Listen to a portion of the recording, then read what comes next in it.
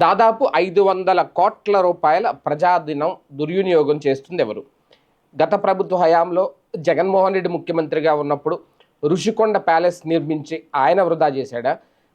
దాన్ని ఉపయోగించుకోకుండా నిరుపయోగంగా వదిలేసి ఇప్పుడు కనీసం అది ఎందుకు పనికిరాదు, కనీసం పర్యాటక రంగానికి ఇద్దామన్నా సరే పర్యాటకానికి కూడా అది పనికిరాదు అంటూ ఇప్పుడు ఈ ప్రభుత్వం దాన్ని నిరుపయోగంగా వదిలేసి ఆ డబ్బు ప్రస్తుత ప్రభుత్వం వృధా చేస్తుందా? ఎవరు వృధా చేసినా ఆ డబ్బు మాత్రం ప్రజాధనం. రేపొద్దున ప్రజలకు సమాధానం చెప్పాలి. ఎవరి జోబులో పెట్టిన డబ్బులతో, ఎవరి జోబులోనో జగన్మోహన్ రెడ్డి డబ్బులతోనో, చంద్రబాబు నాయుడు గారి జోబులో డబ్బులతోనో దాన్ని నిర్మించలేదు. ప్రజాధనంతో నిర్మించారు ఋషికొండ ప్యాలెస్ని. 500 కోట్ల రూపాయలు దానికోసం ఖర్చు చేశారు.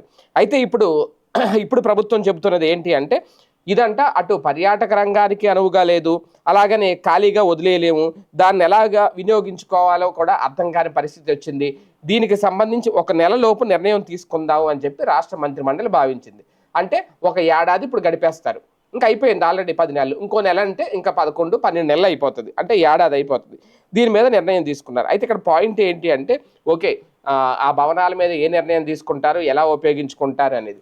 చంద్రబాబు గారి హయాంలో అమరావతిలో నిర్మించిన నిర్మాణాలు ఏవైతే ఉన్నాయో అప్పుడు అందుబాటులోకి వచ్చిన సచివాలయం కానీ, సెక్రటేరియట్ భవనాలు కానీ ఇవన్నీ మాత్రం జగన్మోహన్ రెడ్డి వాడారు వాటిని. ఈ అసెంబ్లీ అప్పుడు కట్టిందే కదా ఇప్పుడు వాడుతున్న అసెంబ్లీ, సెక్రటేరియట్ అప్పుడు కట్టిందే కదా. కాకపోతే అప్పట్లో తాత్కాలిక భవనాలు అని చెప్పి చంద్రబాబు నాయుడు గారు అప్పట్లో అన్నారు, శాశ్వత భవనాలు తర్వాత నిర్మిస్తామని. ఇప్పుడు ఆ పనులు మొదలుపెట్టారు. అలాగని వాటిని నిరుపయోగంగా వదిలేయలేదు.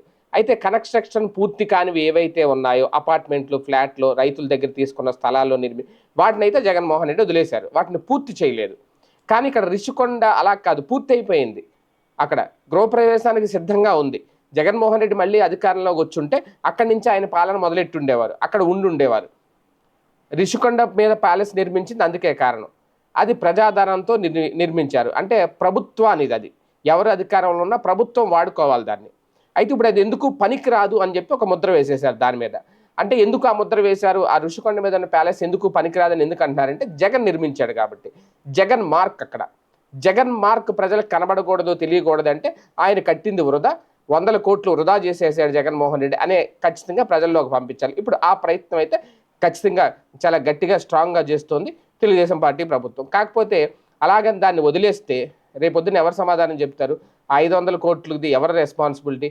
అంటే ఇలా వందల కోట్లు ప్రజలు కట్టిన పన్నులు, ప్రజల ద్వారా వచ్చిన ఆదాయం, ఇవన్నీ కూడా ఇలా నిరుపయోగం చేసేసి ఇప్పటికే డబ్బులు లేవు, అప్పులు చేస్తున్నాం, అప్పుడు చేసిన 10 లక్షల కోట్ల రూపాయలకి వడ్డీ కడుతున్నాం, వడ్డీలు కట్టడానికే డబ్బులు లేవు, ఇవన్నీ చెప్తారు.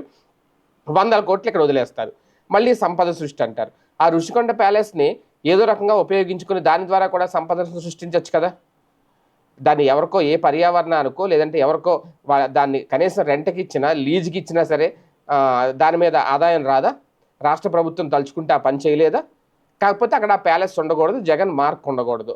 అందులో భాగంగానే ఇప్పుడు ఆ బిల్డింగ్ ఎందుకు పనికిరాదు ఈ ప్రచారం అయితే జరుగుతోంది. మరి ఏం చేస్తారు? 100 కోట్ల రూపాయలు వృధా కాకుండా చంద్రబాబు నాయుడు గారు ఎలాంటి నిర్ణయం తీసుకుంటారని చూద్దాం.